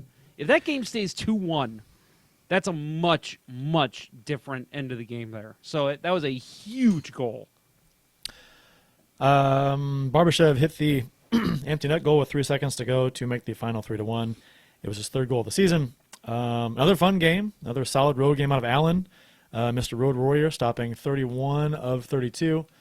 Stars fans have to absolutely be sick of the Blues. I mean, after the playoffs last year and how that ended, and then this season beating them twice, And in this game, they tied it late, think, got a point, and then nope, beat them late. Oh, I mean, if I were a Stars fan, I would. I hate the Blues with a passion. Oh yeah, yeah. That we with the interview series I had over the summer, and I had the Stars Taylor Baird on from defending Big D. I asked her how big of a rival the Blues are, and she said, "Well, we kind of hate you after that last series, but it's still Chicago, it's still Nashville." I want to ask her right now if that's still the case. Yeah, they no. have to be hating on the Blues. How do you? I mean, after a playoff series like that, and we had a rivalry with Dallas before that. I mean, it wasn't like the best, but we didn't like each other. I mean, I hated Dallas before the last series. I mean, we beat them in 2016 too. Yep. So the last 2 playoff series we played them, we beat them, and then this year 2 games. It's like they got to be like fuming. I would be. And then Petro, of course, Pietrangelo, which was the highlight of the game for me. They could have lost this hell game. yes. And Petro tells Jamie Benn, "You're fucking washed up." Love it. Love it. I love that it was caught on camera. I'm like, yes, finally, some snark out of the captain of the Blues towards Jamie Benn, who's been taking liberties with Petro for years. It's about fucking time. Yeah. I love it. Yep. No, I mean, we all have seen the pictures of Jamie Benn sitting on Pietrangelo. Was that 2 years ago? And how pissed off it made Blues fans. And you see that. It was just perfect redemption. I mean, not only the Blues just beat them in the playoffs, Petro turned to him and telling him, "You're washed up," which a lot of people are saying right now about Jamie Benn. So that's fucking perfect. Jimmy Anderson says it's so fun watching our power play. It's like the Hawks or some of those great teams back in the day, just knowing every shot is a chance. I agree. I think the power play is fun to watch. I think last year, at times it was frustrating, but this year, it just looks fluid. I like. I mean, even when we don't score on it, I think, okay, that's a pretty good power play. Even when we don't score. Lately, it's been good. I like it. Yeah, lots of possession, lots of zone time, pucks moving around a lot, Players aren't standing still. They're moving. Right. Yeah. retrieving pucks. Alabama Blues fan says, change my position on re-signing Petro. Pay him his money. Yeah, he's putting together a good season. So is it Norris quality? Is it worth $10 million? Well, Schwartz needs to stop stealing his 100th goal. Let's just get that out of the way. That's happened twice. That's funny. Oh, 5-2 game versus Pittsburgh. Bennington versus Murray. The Blues have won this game. They won their 3rd straight. Falk and Nathan Walker scored their first goals as members of the Blues. The outcome of this game, even though Pittsburgh had 31 shots, the outcome of this game didn't really seem in doubt to me. No. Bennington was that good in this game, and I think the confidence behind him is just so strong right now that even with 31 shots, you're like, we'll win this game. We're looking good. I had no doubt in my mind we're going to win this game. I know that they had 31 shots. I don't think Pittsburgh really had a ton of great chances in this game either. It's like Chicago. I thought Chicago at the 38. defense was on top of their. And we'll get Same a Chicago thing. game. Same thing with thing. Chicago. I thought they had a ton of shots, but how many chances did they really have? And I'm not taking anything away from Bennington or Allen. They played great, but the defense has looked phenomenal the last couple games. I agree, and the holding the shots from the outside. The high danger scoring chances aren't there as much. 31 shots, 38 shots. It's kind of a pad in the stats time for the goalies, I guess. I'll admit with Nathan Walker, I was so happy for him when he scored against Dallas, and I was like, all right. But then, the goal comes back. At least he was offsides. It wasn't somebody else that took his goal away. Yeah. That would have felt bad if it was somebody else. So I'm going to tell you one that's going to make you guys laugh at me. So we had a 3-on-1 the other day in my game, and I definitely went offside. I was skating in, lifted my skate before my teammate passed, and I went offside. And I'm like, there was a 1-0 game at the time. I felt like such an asshole. You got to imagine NHL players, they do that kind of stuff. It's, oh, my God, we're never getting another chance like that again. Not a good game for Pouliot, who... Oh, man. I couldn't tell if that was Pouliot or Rich Pilot? I know, right? Oh. Got walked badly on a missed hip check. And then the guy scores on Bennington. Yeah. When he had that It's- penalty in the third too. Yeah, the mishandle that led to the penalty. Yep. And Yeah. and that penalty, I remember, I think it was Paying, which, I mean, he was kind of right, who said, oh, well, you have to take that penalty. And I'm like, yeah, but you also shouldn't turn the puck over and Yeah. then let the guy just go right around you. Yeah, it is a deal where you kind of have to take the penalty, but it was your fault that the situation happened in the first place. And then he didn't see a second more of ice time after that. Yeah. I even and said- sent down after the game. Yeah, I was say I even said that, I think when Bortuzzo comes back, he's going down right away. There's not another look for him. And then I thought, wait a minute, this is the last suspension game. So, yeah, he will be going down tomorrow morning, and he did. And De La Rose's pass to McEachran, or as John Kelly says, McEachran. You know what? Sean McEachran, that's how they said it, his name, too. So I wonder if that is how you actually say it. Maybe it's just, I don't know. I thought That's they said weird. it was McEachran. I thought You they know said what? that. I've- Didn't they say I've that? got a pronunciation guide on the NHL media site, so let me look. I thought it was brought up early on when he was brought up that it was McEachran. I could be wrong, but maybe it was McEachran. It didn't. I'm gonna look- I'm McEachran gonna didn't look sound right right now. though. It sounds like somebody's pronouncing McEachran wrong. It sounds like there's an extra syllable. It does. It sounds like somebody's getting the getting the E and the R mixed up. But anyway, great pass. I think that was his best moment as a Blue so far. Cross the entire slot. Yeah, and through just legs. through- Oh my God! yeah. And then McEachran, the ability I don't know, for anybody who has not played hockey before, to receive that pass through legs, coming across your body. coming across your body through legs, and you're able to redirect that on net. Oh my God, that's so difficult, because that pass coming through legs is hard to pick up. I mean, it had to have crossed 3 or 4 legs before it gets to him, and it's very difficult, and he did a fantastic job sticking with it. And great pass. For the great record, the focus. NHL media site does say it's Mackenzie McEachern. Okay. So, I don't know. Might just be a weird Kelly mistake. But, no, and I will say, man, De La Rose, I said this, I think, last week, at center, he looks great. I love him at center. But, again, the problem is you've got way too many centers ahead of him in this Yeah. lineup. You're going to have to get him on wing, and you're going to have to just find a way to make him work on the wing. And if he doesn't, yeah, he's probably going to not be destined long for this team. But at center, he looks great. I think he makes all the right plays at center. Yeah. Well, we'll see what happens when Steen's skating. Sundqvist shouldn't be out that long. So I mean, we'll get a couple guys back fairly soon. So we'll see what happens with De La Rose and how that affects his positioning and his ice time. Yeah, I think Sundqvist will be the guy that pushes him back to the wing. Yeah. He's Probably. much more effective. Although Sonny, as a third line right winger, was looking damn good. He got promoted for in the Tampa game. Wasn't he taking shifts on the top 2 lines? Walker also got promoted in the game Chicago. well, he got promoted late in the Pittsburgh game. Yeah, To the top line. And they and stuck with it. They stuck with it in the Chicago game, which Yeah, worked out. the pass that he made to Shen, beauty. Allen versus Crawford, St. Louis versus Chicago. Blues win this one 4-0. The Blackhawks only dressed 17 players. So, because they have cap issues. The three of us were talking about this yesterday. We'll talk about the 17 players. But you mentioned Allen getting the start. And listen, don't want to take anything away from him.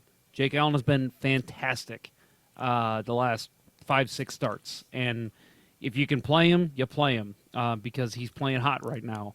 But, and I know I'm probably just looking for things to complain about. And I think, Kurt, you agree with me here. Bill, you kind of pushed back, which obviously you're the wrong one. That Let's have it out right now. again, for me to refute Let's fight for it, me and you. anything for me to refute anything Craig Berube does is just stupid. So I know that what I'm about to say is wrong because Craig Berube knows what he's doing. He knows way more than he's doing than I would ever know about his position. So I just feel like you look at it, how many times, and just kind of going back to what we've seen the past couple of years, Jake Allen struggles, backups playing better, and you say, okay, well, you got to start playing the backup more. But they still kept shelling Allen out there because he's our number one. He's our number one. And right now, and it's not that Bennington's struggling. Bennington's playing just as well, if not better, than Jake Allen. So you got two strong goalies. So, again, it's hard to even make this argument. But I felt like that should have been Bennington's start last night. Play Bennington. It's a rivalry game. It's a Central Division game. You still got some top scorers on that team. And you want your starter to play in that game. The schedule's not too tough right now. You could give them a rest against Pittsburgh if you want. But I don't know. I just felt like that was a clear Bennington game that they gave to Allen, who is clearly the backup at this point. But I don't know. What do you guys think? Am I crazy in thinking that? I think, and I agree with you. And I think Bill is going to disagree, so we'll get both sides of it here. I agree 100% agree with you, Jeff. I also want to add to that it's not late in the season, it's early in the season, early-ish in the season, and I think it's with it being a division game, that's the key for me. It's a division game. I think, and I don't care if we're 15 points up or 2 points up on a division rival. I think you put your best roster up against a division team every time if you can. And this wasn't a back-to-back game situation. This wasn't, Bennington's played a lot lately. Allen just played 2 games in the past week. And as of now, he's played 3 of the last 5 after the Chicago start. So Bennington wasn't, and there's not a heavy workload coming up. There's 2 days off after the Wednesday game, after tomorrow night's game. So we've got, I thought, so rest is an issue. I know Bennington's played a lot this year, but schedules like he didn't play a lot last year. He's not an old goalie. He should be fine. Goalies played a lot more in the past too, but okay, I get it. But whatever. But to me, it's the division thing. It's the rival division game. Putting your best team out there against a divisional opponent. I know Allen has been lights out on the road. I get it. And a lot of people are saying that you should start Bennington against Chicago and against Pittsburgh on Wednesday on national TV. Here's the deal. I thought, because a Blues National podcast they were talking to, they really think that Allen's being showcased. And the telltale sign for them was his start last night against Chicago, which I can buy into that. That's fine. But however, if you're going to really showcase Jake Allen, play him on Wednesday on national TV. And if he plays well on the road on national TV against Pittsburgh, that's your showcase. That's a nice little chip to possibly trade him to make teams be more interested in him, if you will, get some more attention. So I don't think that starting him in Chicago as opposed to Pittsburgh on Wednesday is a sign they're showcasing Allen.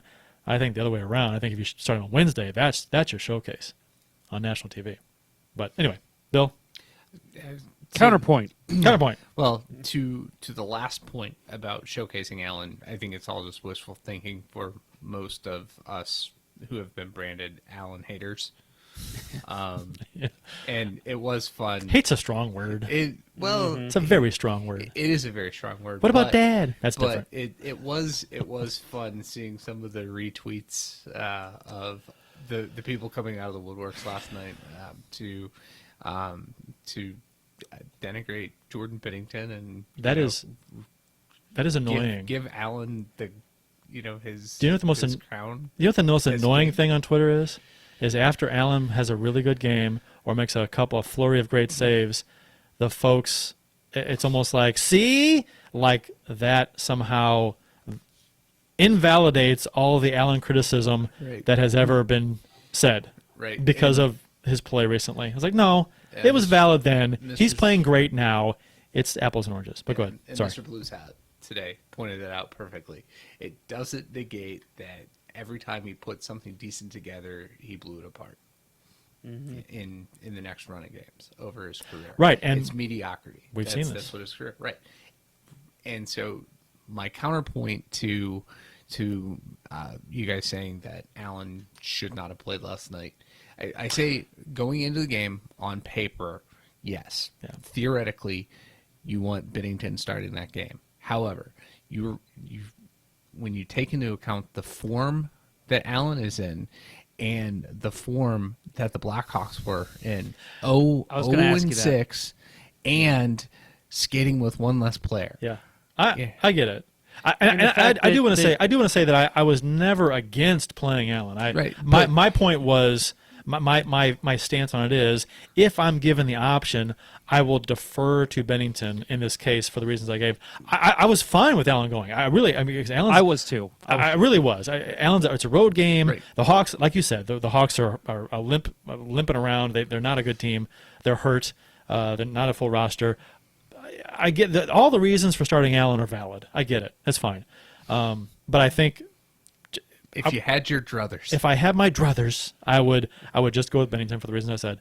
But I was perfectly okay, fine with Allen starting. Yeah, I mean, right now we are in one of the rare positions. Go back to the Halak and Elliott days, the Elliott and Allen days, when we have two goalies who are in a groove.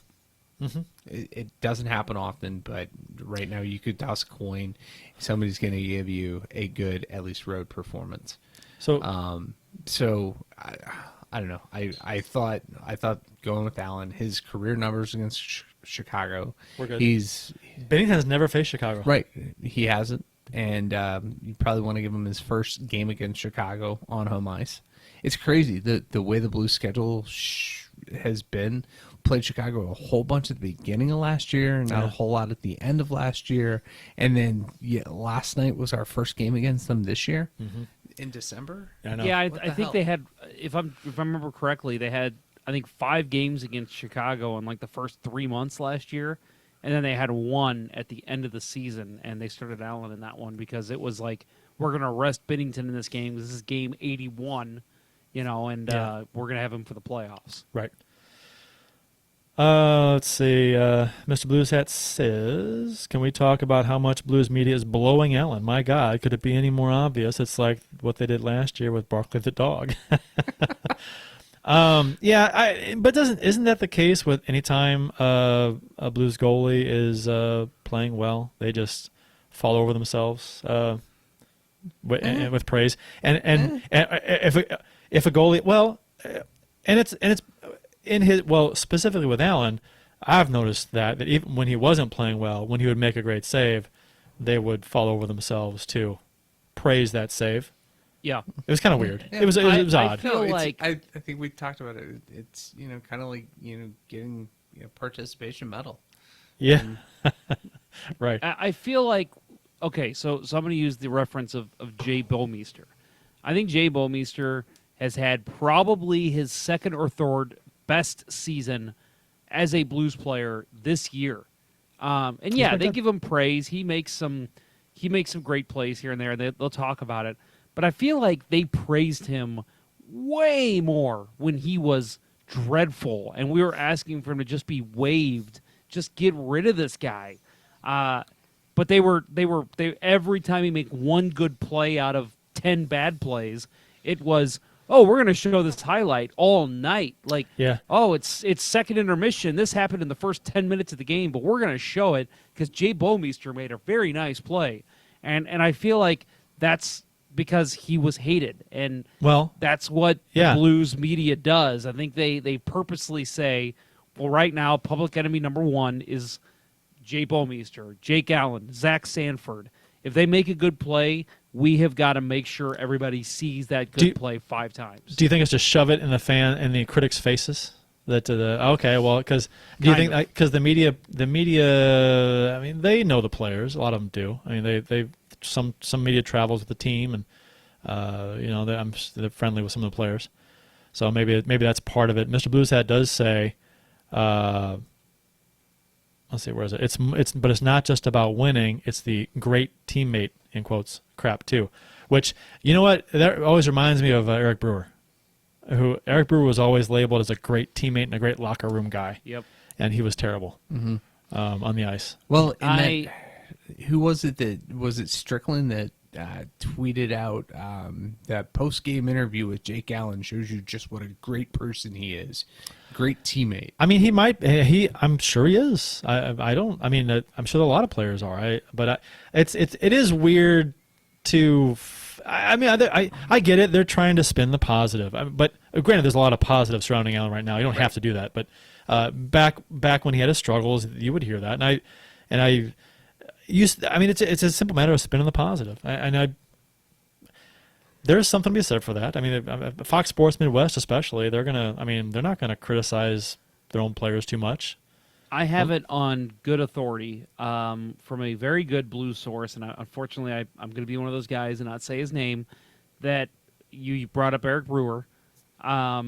This gentleman was told, and I heard this firsthand from this guy, that if he basically pumped the tires of Eric Brewer and everything he did, and his radio, his writing, that the Blues would make sure that he gets all the prime interviews and that he is first considered for promotions within Fox Sports Midwest or KMOX at the time. This guy was told this. So he did. He followed those orders and said, okay, I will do that. Because that's what the Blues wanted. They said and again, this is back when Brewer was captain, so this was the John Davidson days. I don't know if it's still like that today, but that's how it was. And I can tell you right now that that's not the only account of that happening in professional sports. It happens constantly. Well, and that's just how it is. As the media, you have to understand that the media is going to pick a guy and pump him up if that's what the organization wants, because in a way, the organization is, in a way, paying that guy's salary. Well, and the media is not really allowed to ask any question they want, right? Yeah. I mean, there are boundaries. You can't just go in there and say whatever you want. You'll lose your press credentials. Mm-hmm. So look at La Russa. Anyone who followed La Russa, he Bill, yes, that's correct. Bill just messaged me privately. He guessed who it was. You are correct, sir. It's La Russa used to kick people out all the time. Was it Miklas that he took away his credentials because he asked him serious questions? Yeah, I mean, that's admitting it along either, and that's a shame, because you, as a fan, you'd love to get the whole story. You'd love to get, you'd love to ask, you'd love reporters to ask the hard questions, and sometimes they face criticism for not asking hard follow-up questions. And I don't think a lot of people will understand that they can't. Right. Without I mean, I know I've made some shitty comments towards JR about, during the Hitchcock era, about why aren't we asking tougher questions, and why all the, the softball questions, and, it's true. We get it. Yeah, I mean, it's if you do that, you will not be welcome back. So. Anyway. I will say again that when I was in the media, I once had a question I wanted to ask, and so I asked one of the members of the Blues, game production staff, what they thought about me asking that to the coach at the time, and I was told, if you could ask that, he's not going to like it, and I can't promise you'll be back for the next game. So that shit happens. Yeah, that's a shame. That's a crying damn shame. It is. The 4-0 win against Chicago. Leonard was sick. People were saying that they'd never seen this happen before with the short roster because of the cap issues. It happened for the Blues a couple of years ago. It did. It did happen once for the Blues. Mm-hmm. Was it a cap issue though, or was it was an issue where they couldn't get a guy there in time? Yeah, I think they had a bunch of guys came down with the flu. Yeah. Yeah, they just couldn't get a guy here in time. I think that was right. the issue was. Wasn't it a road trip in the... I want to say they were in Detroit. And the minor league team was on the West Coast. Yes, yeah. Because didn't they talk about possibly just dressing Bernie Federko to just have a guy on the bench? That was like a serious conversation, but the NHL wouldn't allow it. That's interesting because a lot of people can suit up to be goalie. A trainer can be your goalie. Right. Yeah. it's called an e-bug, emergency backup goalie. Right. It's happened. I mean, and that's what I kind of don't get. Like with Chicago being that, they got all that great press for Scott Foster, wasn't that the guy's name? Oh, yeah. For him getting into the game. That's goaltenders, though. I don't think you can do it with skaters. Why not? Why not? If you can't that's a get good question. somebody, sign them for a fucking $5 contract Yeah. and just sit them on the bench and open the gate. Oh, well, there is a league minimum that you can. Or those emergency contracts too. I guess are different. Right. So, I know. anyway, this game was never really in doubt. It was kind of men against boys early, even though the Chicago put up a lot of shots. Yeah. 38. But I think Chicago played better as the game went on, considering what they were dealing with. But it didn't seem like they were peppering Allen necessarily, those 38 shots. And I think 14 of them came in the last 11 minutes of the game, trying to get Kane his extra point, to extend his point streak, which he did not do, which was an extra cherry on top of this. Oh, hell yes it was. Shen and Bozak scored in the third. Hold on. You skipped ahead there. I did skip ahead. Who scored in the first? Do I have that? It was McEachern. Yeah. McEachern and Schwartz scored in the first, and Shen and Bozak scored in the third. Allen shuts out the Hawks. Blues win 4-0 to Chicago, and we don't have to listen to Chelsea Dagger one time. So McEachern looked great in this game. Have I mentioned how much I enjoy his game lately? He's been good. He's been good ever since he's come up. Up or down a little bit, but he's been overall good. I've just been a big fan of his since he came up. I'd love to see him in the lineup even when all the injuries sort themselves out. He's trying to play somebody out of a roster spot here. Yeah, well, they have some interesting decisions to make when guys come back. I tell you what, and they are really going into that. It's just you see all these guys come up, Nathan Walker and again McEachern, a guy that wasn't getting a ton of minutes last year and this year until the injuries occurred. These guys are all stepping in and playing the Berube system. Just everything they're doing is so well executed. It's impressive to watch because, again, I know that they kind of coach this method up and down because, they want these guys to be able to step in and do that. I think the Detroit Red Wings perfected that in the late 90s, early 2000s, and you're seeing it throughout the NHL now. But it's so impressive to watch these guys step in and be able to play high-level minutes in the NHL. And again, Walker's the perfect example of a guy that has stepped in and just been fantastic in this system. Yeah, I would say the system. And Berube, I think, deserves a ton of credit for all of this. You just can't have any old guy, any old system, and the results with this many injuries and the success we're having. Granted, having excellent goaltending helps, which we've got that. Yeah. Josh credit to Drew Bannister too down in San Antonio, the Rampage head coach. He's obviously doing something right down there with these guys too. Josh Webster says, "I feel, or do we even? What do you say? Does this team really need Tarasenko?" I'm like, yeah. I mean, let's. I mean, the Blues' success with him out and the injuries has, let's be honest, it's been short term. I mean, we'll see how it goes over the course of the season, right? Before we make that judgment call. We're at a high right now. Yeah. So maintaining this level of play will be interesting. I see if they can do that. And something our friend Scuba says, away broadcast teams say Blues have tremendous locker room culture, which again is so funny because under Yo, how much did we hear about how this locker room's divided?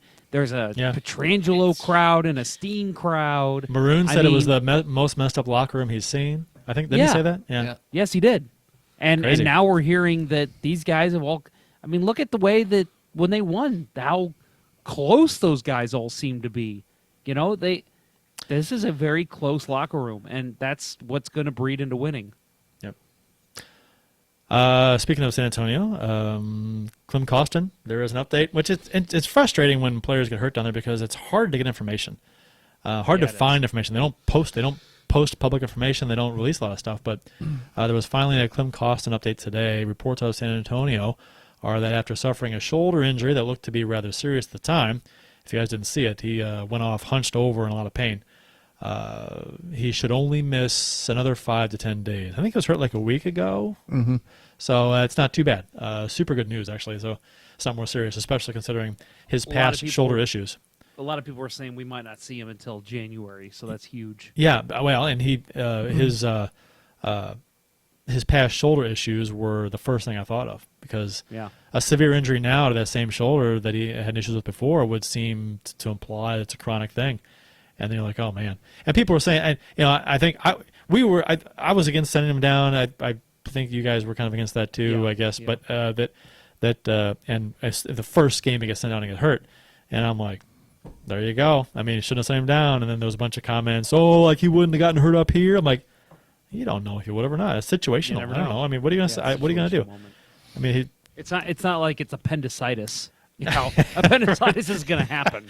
Right. A shoulder injury, that's completely different. It's situational. I mean, if it's a chronic shoulder problem, then he's probably going to get hurt either way. But if it's not chronic, then it's situational. I don't know what to say about it. What is it with the Blues and Russians and shoulder I was issues? Just going to say that. What are they Patrick breeding these Berglund Russians is to have weak shoulders now? I don't know.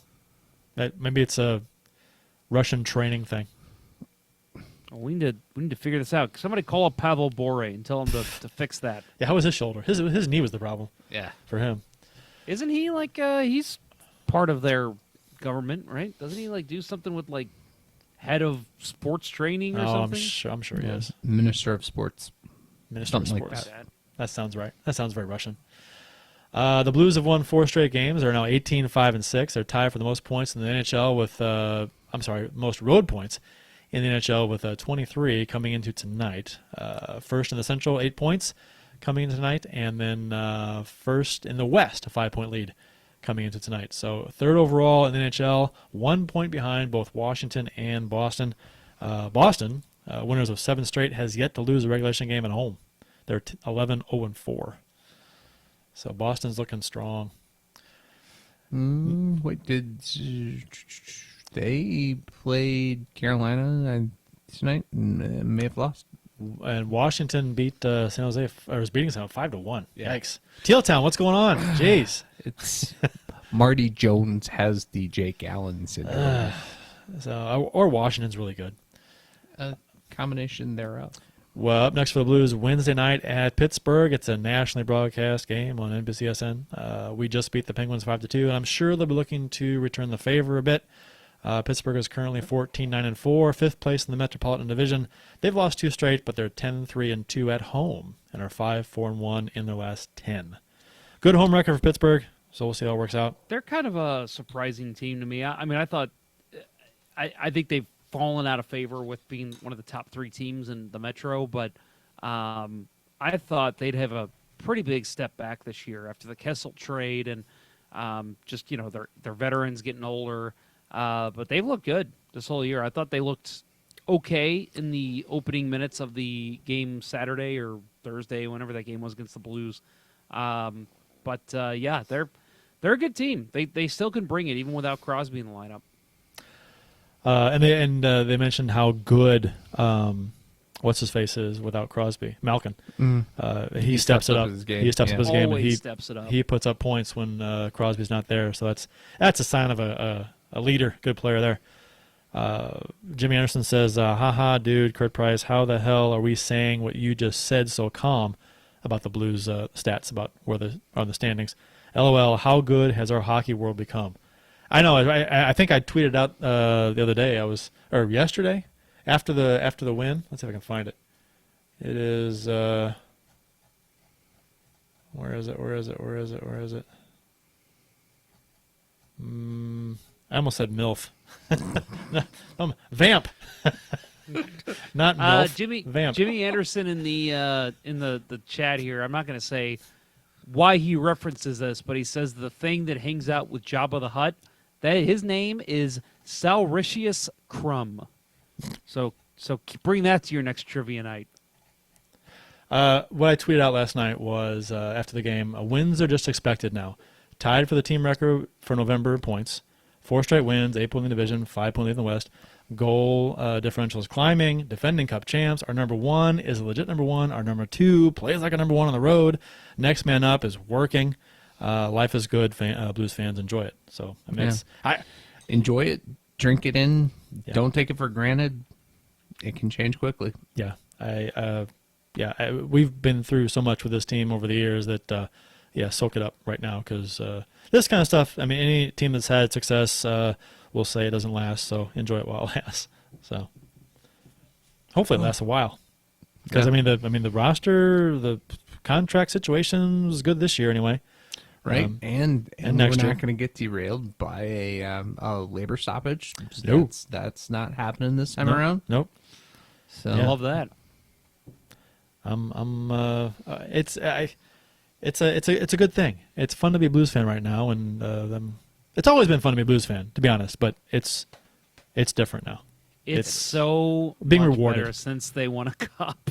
It is. We're Oh being man! rewarded. I mean, I'll admit. I mean, I hate to sound like we kind of poke fun at the people who say, "Oh, they won a cup. You can't be mad at them." But like, even when they do something stupid or just have a bad loss this year, I found myself saying, "Hey, you know what? At least I finally saw it." So it is a lot of fun to be a Blues fan right now. yeah, it tempers the expectations, right? And anything can happen. Our season turned on a dime in the right way last year. Could easily do the same thing in the wrong way this year. We had a lot of conversation in the chat tonight. So Crazy amounts. So yeah, we that was love it, guys. that was a Thank you. lot of fun. So thank you And guys. no spammers this time. Yeah, that was- thank you guys for contributing in the chat. That was a lot of fun. I hope you guys enjoyed it. So come back again next week. We'll do the same thing. Hopefully, I know the holidays are coming up, so we got to figure out our schedule. But middle of the week when the Blues don't play, we try and do a show. So Yeah, tomorrow night would have been a good post-game show had it been a normal Pittsburgh time. Right. But national national broadcast. broadcast, get the later start. So Man, Jimmy Anderson, I think, wants me to spell Salricius Crumb. I don't know if I can do that.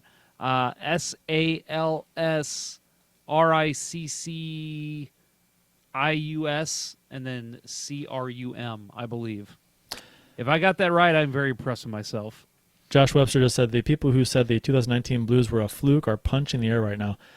Yeah, and I think that Binnington has proved that last year was not a fluke. You see that sometimes with goalies; they have a nice run late in the season in the playoffs, and then they fizzle the next season.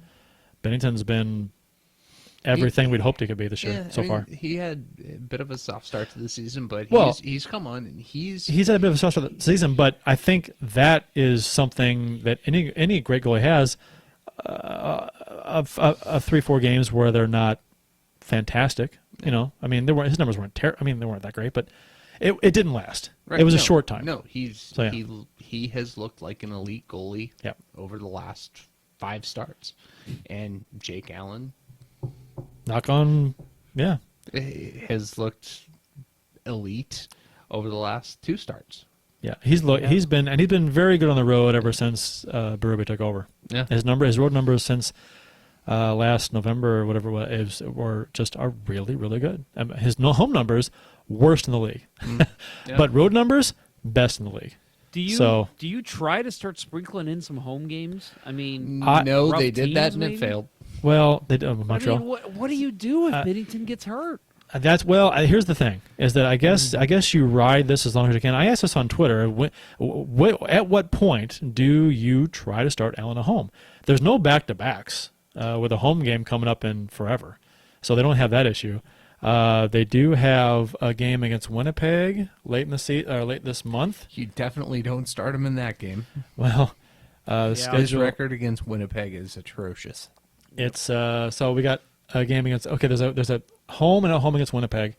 The road game is Friday, the 27th, and then we have a game on Sunday afternoon at home against Winnipeg. So, if you want to give one start to Binnington and one start to Allen against Winnipeg in back-to-back games, you could do it there, and the home game would be an afternoon game. So. Blues are awful in afternoon games. Yeah, I know. But then there's January.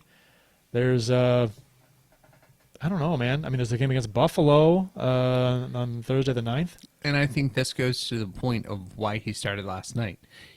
We've historically looked at the back-to-backs as where he starts. We don't have that coming up.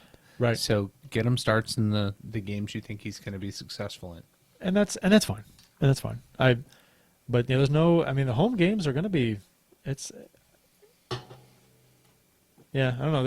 It'll be interesting to see when they do because the last one was Montreal, right?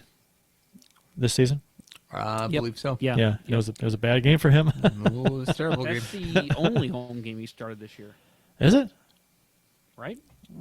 I thought he had one other, and so it may have been. He may have had one since then, but I thought he had one in November. But Vamp.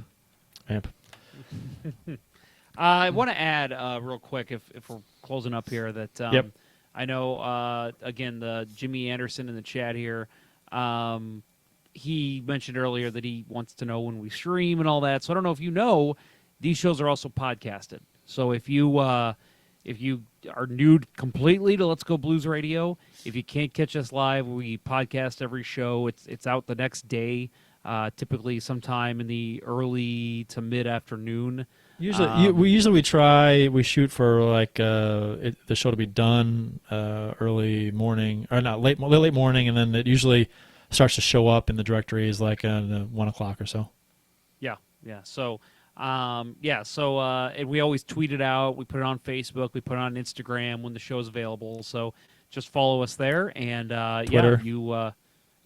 And we're on Spotify. We're on Apple. We're everywhere. Google We're Podcasts, everywhere. Any Yeah, directory, so- you search for Let's Go Blues Radio, and you'll and find if you us. go to letsgobluesradio.com, you can find us there as well. But I will add to my comment earlier, Jake Allen. that is the Let'sGoBlues.com. only- What?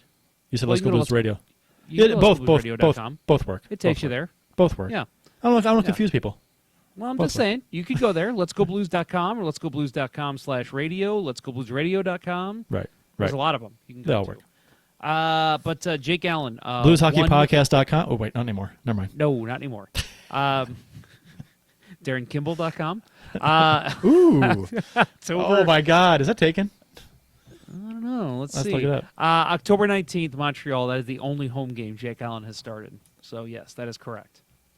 Okay. Nothing's coming up so far, but it's just You loading. probably loading, spelled it incorrectly. loading. I spelled it how he spelled it, which is probably misspelled. D-A-R-I-N. D-A-R-I-N? Just two Yeah. R's. Is there There's- 2 R's? I thought it was one. Really? Okay. Let's see. Yeah, it's 1.